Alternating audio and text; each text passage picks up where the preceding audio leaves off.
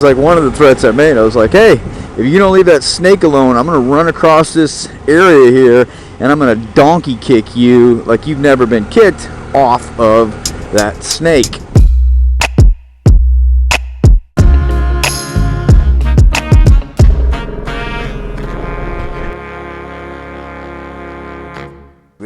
And I've been on both sides of it.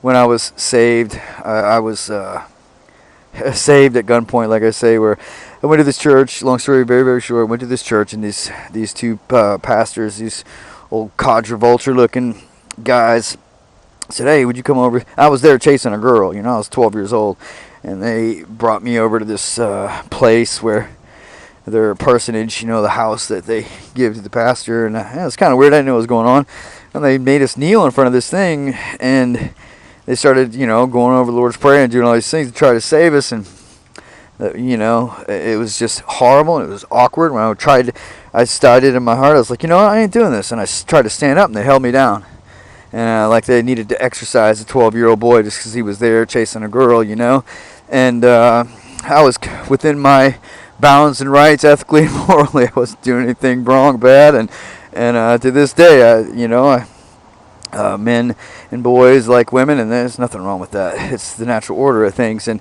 so when I finally did get up from there, they brought us over to the church, and they lined up the entire congregation to come pray over us and hug on us and do all these things. But it just felt ugly, and it felt irrelational, and it felt like it was for them. And I knew it was for them. It was their for lack of a better word, it was their masturbatorial action. It was for them. It was all for them, and it was self-gratifying, and it was ugly. And I stand against that stuff today. This is a very, like I said, touchy subject because, everybody just, I think, is doing what they think they ought to do, from atheists, from the staunchest of atheists to the staunchest Christian. The diametric extremes, the polar opposites. I believe they're both dead wrong. And I'm going to start with a story, quick story. A few years back, we invited a kind of a newbie fellow onto one of our trips, and man, I just didn't like him. And it's really hard for me not to like somebody. Like, it kind of shocked me, how much I didn't like him, to the point of I wanted to commit violence against the man. He was just a complete ass, and like young girls would walk by and he'd say things that were just inappropriate on a level that I wouldn't even honor with airtime. And he would wear underwear at camp. He wouldn't haul food, saying he wasn't going to eat, then he would eat, and everybody just kind of carried his weight. And I didn't like the guy at all. And one day we stopped. We were in the middle of nowhere, probably 3 hours, best case scenario, from a hospital, and he started hard playing with a Western Diamondback, and it was juvenile, which is even worse, really. It wasn't a baby, but it wasn't a big one. It was just that perfect size that'll jack you up completely, and give you all of its venom, and is big enough to do so. So it was like the perfectly wrong snake to be messing with, and I didn't know his snake skills, if he has any. Still don't really even care, because what he did, he was endangering the trip as a whole. These guys worked their tails off all year, and everybody wanted to go have a good time, and if we got to spend days of it at a hospital because this jackhole wants to show off, it's not cool. And I was all about making sure he knew that, and I just told him, I said, man, you leave the snake alone right now. And some of my buddies kind of stopped me. They're like, hey man, he's a grown man, let him do what he wants to do. And I told him, I said, all right, well, if you get hurt as a result of this, you're on your own. And it really ticked me off. It really brought out a side of me too that I wasn't exactly stoked about. This person in general did that to me. It really kind of stirred up some things in me that I'm happy I know about now. I've done something about him a bit in the interim. But what I told him was, like, one of the threats I made, I was like, hey, if you don't leave that snake alone, I'm going to run across this area here, and I'm going to donkey kick you like you've never been kicked off of that snake. And in a way, I was even doing him a favor. You ought to have seen him. The guy was I have the footage, but I'll try to see if I can find it. I may or may not, so don't be upset if I don't. But he definitely, he definitely was in danger, in my opinion. And, you know, I bring that up because, not for reasons you might think, I'm bringing it up because of the donkey kick. What I wanted to do to him. I wanted to literally run up and jump in the air with both my legs out. How am I going to get out of here and to where I want to go? God, the city will drive you nuts, man. I'm wet. Yeah, I don't mind being wet in the sticks, but in the city it's like, oh, I'm just a wet slicker. Just nothing but a wet slicker. Maybe I'll just come over that curb here. This is not quite the bike for that, but maybe I will. Come across, find me a way out of this hole. Plan B will be that curb, we shall see. Anyway, so... And there's another group of people that sometimes I'd like to donkey kick off of somebody, and that's and this is where it starts to get a little tricky, a little ugly, maybe for some people to hear, you know. And I've just reached a point where I just don't care. I think that the sanctity of what I'm talking about justifies what I'm about to say, and it's this: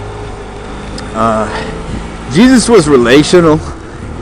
You know, he was relational. He gained trust. He commanded a respect that gave an ear, you know.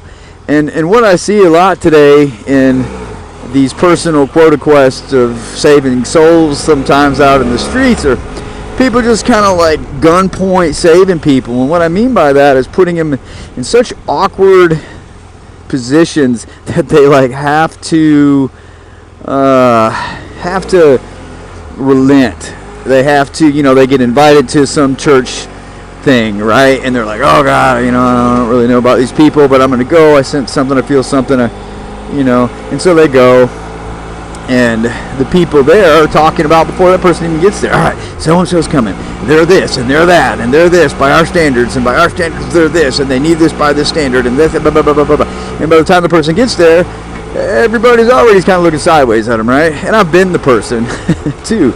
So and what happens is becomes this kind of, you know,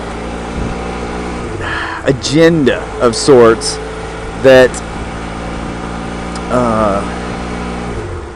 puts this person, this newcomer, into this scenario, into a really screwed up position. And I hate seeing it. And I'm not saying all these situations are bad, but the one I'm about to say is going to ruffle some feathers. And it's when these Christians, these quota Christians, I call them, you know, I just refer to them in my own mind. I don't mean that derogatory. I just mean it as an observation of what it seems like to me, where they have this quota to perform, you know, exorcisms almost. It's how they view it, and it's so pompous to me, and it's so evasive in the person's life who's receiving this stuff. And it's when you see like these 4, you know, super Christian moms, you know, by their understanding, who are just crowded around this person praying over them. And this person has not had that experience. They don't trust these people yet. They're not in relation with them yet. They just know, hey, you know, these people are slippery as get out right here. The video coming up is just about that, how to identify that situation, which is freaky. Like, this road is like baby oil slick right now. It's crazy. Cities, man, they're a lot different than countries than riding in the country.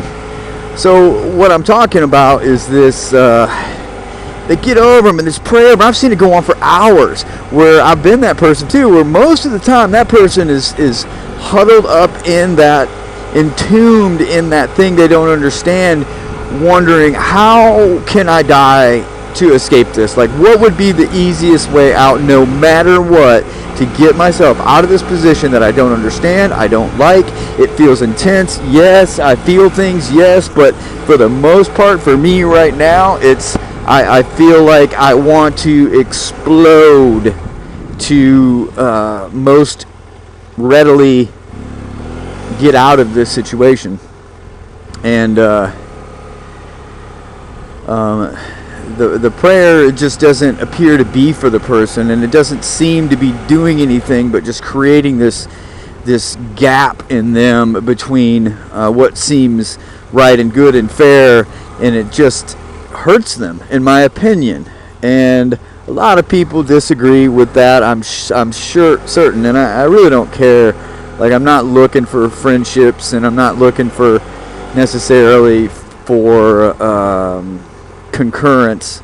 I'm just looking for people who maybe have felt that way, and I'm looking for people who know what I'm talking about and have seen it, and like myself don't agree with it, and mostly just the people who have experienced it. And I just want to say to you guys, it's not like that. Jesus isn't like that. Jesus is relational. Yes, he pray over you, and I do believe prayer is the most profound thing there is, and the most profound tool we have, clearly. However, I also identify the fact that there are multiple different kinds of prayer, and one of them is that one that